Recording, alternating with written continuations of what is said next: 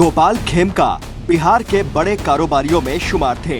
करोड़ों की संपत्ति के मालिक थे। पटना के टॉप 10 बिजनेसमैन में से एक थे। गोपाल खेमका की हत्या ने पूरे बिहार में सनसनी दौड़ा दी है। अब इसे लेकर सवाल उठाए जा रहे हैं। सवाल तो यही है कि खेमका का हत्यारा कौन है? खेमका की हत्या के पीछे आखिर मंशा क्या थी? खेमका के मर्डर से सियासी तार जुड़े हैं या कारोबारी रंजिश थी? बिहार में आखिर क्या हो रहा है? इन तस्वीरों को देखिए। ये बिहार के बड़े कारोबारी गोपाल खेमका के परिजन हैं। बिहार की राजधानी पटना के गांधी मैदान के पॉश इलाके में शुक्रवार रात नामी कारोबारी गोपाल खेमका क्लब से घर लौट रहे थे। वे गाड़ी से उतर पाते इससे पहले ही घात लगाए बदमाशों ने उन्हें गोलियों से भून दिया। उनके सिर में गोली मारकर जान ले ली गई। पुलिस तो आई, लेकिन घंटे भर बाद, वो भी परिजनों की सूचना पर, जबकि थाना महज 300 मीटर दूर है।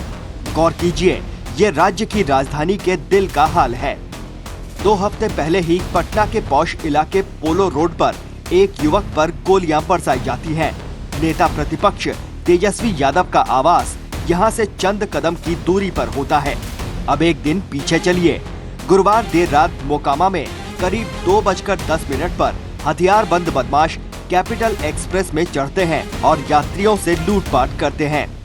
बिहार में अपराध की ये टाइमलाइन लंबी होती जा रही है और सवाल हर कोई पूछ रहा है, ये हो क्या रहा है? बिहार में अपराधियों के हौसले इतने बुलंद क्यों हो रहे हैं? घटना के बाद लोगों का गोपाल खेमका के घर जाना होता है। परिजनों को ढांढस बंधाते हैं, लेकिन घटना से हर कोई हैरान है।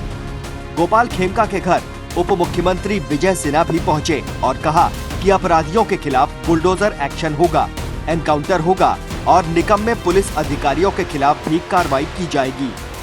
इसी तरह बिहार के सिवान में शुक्रवार देर शाम तलवार से काटकर 3 लोगों की हत्या कर दी गई।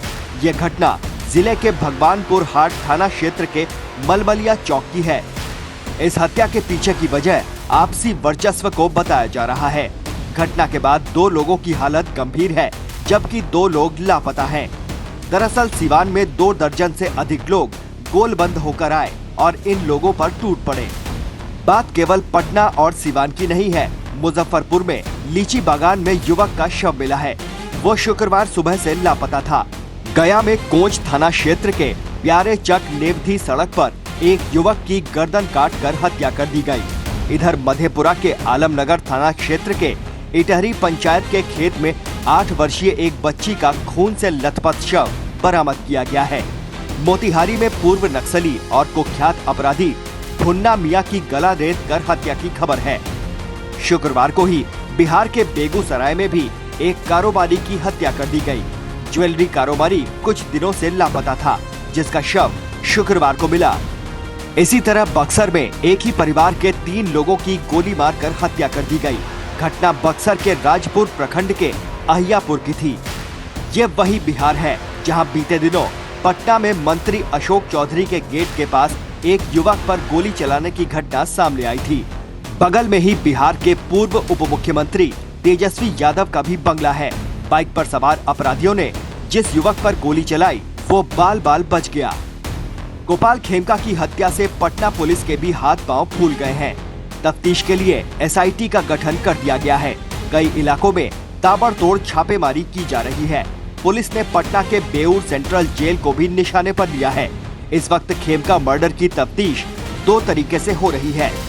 पुलिस को शक है कि बेऊर जेल में बंद किसी अपराधी ने इस हत्या की सुपारी ली हो और कॉन्ट्रैक्ट किलर ने इसे अंजाम दिया हो। खेमका की हत्या उनके घर के गेट के सामने की गई है। CCTV में वारदात कैद हो चुकी है, जिसमें दिख रहा है कि हत्यारा सामने आता है और फिर गोली मार देता है।